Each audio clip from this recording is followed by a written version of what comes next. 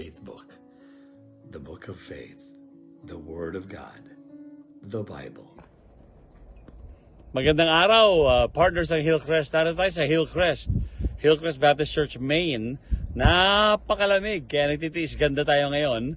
Ngayong araw ng Martes, papasalamat tayo sa Panginoon. January 27, ang ating FBK makikita natin sa Mga Gawa, Kapitulo 16, talatang 29 hanggang 31. Basahin ko sa inyo. Humingi ng ilaw ang bantay, patakbong pumasok at nagningning na nagpapatira pa. Sa harapan ni Pablo at Silas, sila ay nilabas niya at sinabi, "Mga Ginoo, anong dapat kong gawin upang ako'y maligtas?" Sumagot naman sila, "Sumampalataya ka sa Panginoong Hesus at maliligtas ka, ikaw at ang iyong sambahayan." At ang salita ng Panginoon ay pinahayag niya sa kanila sa lahat ng kanyang bahay. Nang oras ding iyon, hinugasan ng bantay ang kanyang mga sugat at siya ay nagpabautismo, pati ang buo niyang sambahayan. Pagkatapos sila ay sinama niya sa kanyang tahanan, ipinaghanda ng pagkain, masayang-masaya ang bantay at ang kanyang buong sambahayan sapagkat sila ay sumampalataya sa Diyos.